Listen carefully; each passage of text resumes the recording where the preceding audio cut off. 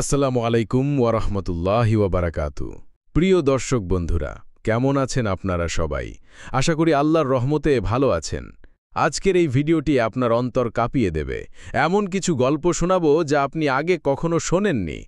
সেই সাহাবীদের গল্প যারা রাসূলুল্লাহ সাল্লাল্লাহু আলাইহি ওয়াসাল্লামের সাথে পথ চলেছিলেন, হাঁটতে হাঁটতে শিখেছিলেন জীবন বদলে দেওয়া সবক। একবার কল্পনা করুন, আপনি রাসূলুল্লাহ সাল্লাল্লাহু আলাইহি ওয়াসাল্লামের পাশে হাঁটছেন। কি শিখতেন আপনি? কেমন হতো সেই অনুভূতি? আপনি যদি 1 মিনিট রাসূলুল্লাহ সাল্লাল্লাহু আলাইহি ওয়াসাল্লামের পাশে হাঁটতে পারতেন, তাকে কোন প্রশ্নটি করতেন? কমেন্টে লিখুন, আমরা সবাই মিলে তা নিয়ে ভাবব, শিখব।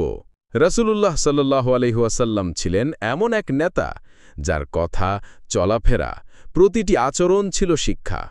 সাহাবীরা চেষ্টা করতেন যতটা সম্ভব তার পাশে থাকার, তার সঙ্গে হাঁটার, যেন জীবনের প্রতিটি ধাপে কিছু না কিছু শিখতে পারেন। হাদিস, জেরির ইবনে আবদুল্লাহ রাদিয়াল্লাহু তাআলা আনহু বলেন, আমি কখনোই রাসূলুল্লাহ সাল্লাল্লাহু আলাইহি ওয়াসাল্লামের সাথে একত্রে বসে উঠিনি, কিন্তু তিনি আমার দিকে মুখ করে বসতেন এবং আমার সাথে মৃদু হাসি দিতেন।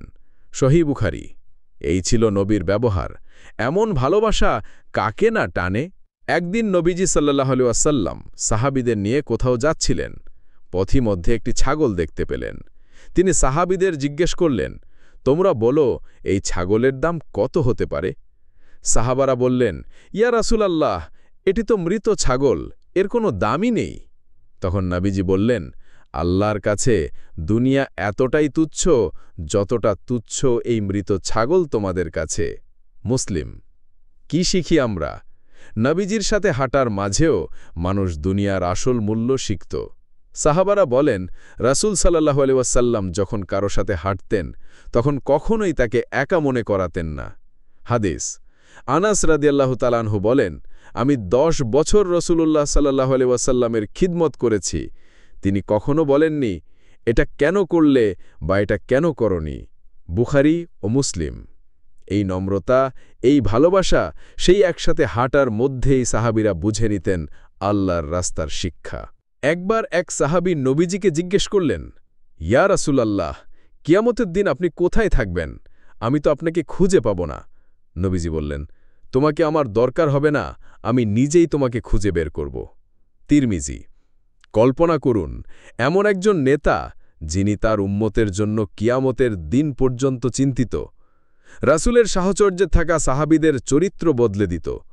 হযরত ওমর রাদিয়াল্লাহু তাআলা আনহু ছিলেন কঠিন হৃদয়ের মানুষ।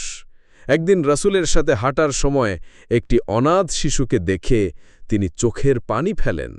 হাদিস, নবীজি বলেন, যে ব্যক্তি অনাথ শিশুর মাথায় স্নেহের হাত বুলায়, আল্লাহ তার প্রতিটি চুলের জন্য সওয়াব লেখেন। আহমদ। এই শিক্ষা তার সাহাবীদের হৃদয়ে গেঁথে দিতেন তিনি শুধু হাঁটার মাঝেই। প্রিয় ভাই ও বোনেরা, আজ আপনি কি শিখলেন? আপনার চারপাশে কেউ কষ্টে আছে? নবীজির মতো সহানুভূতি দেখান। কখনো কাউকে ছোট করে বলবেন না, কারণ নবীজি কাউকে অপমান করেননি। প্রতিটি হাঁটা, প্রতিটি কাজ সাধারণ হলেও হতে পারে আপনার জান্নাতের পথ। বন্ধুরা, আপনি কি চান রাসূল সাল্লাল্লাহু আলাইহি ওয়াসাল্লাম আপনাকে কিয়ামতের দিন খুঁজে বের করুন? তাহলে তার দেখানো পথ অনুসরণ করুন। কমেন্টে লিখুন, ইয়া রাসূলাল্লাহ, আমি আপনাকে ভালোবাসি। ভিডিও ভালো লাগলে লাইক দিন, শেয়ার করুন, দিন ইসলাম চ্যানেলটি সাবস্ক্রাইব করুন এবং বেল আইকন চেপে দিন যেন এমন হৃদয়ে ছুঁয়ে যাওয়া ভিডিও মিস না হয়। আল্লাহ আমাদের সবাইকে রাসূলুল্লাহ সাল্লাল্লাহু আলাইহি ওয়াসাল্লামের সাথে হাঁটার সৌভাগ্য দান করুন। এই দোয়াই করেই শেষ করছি।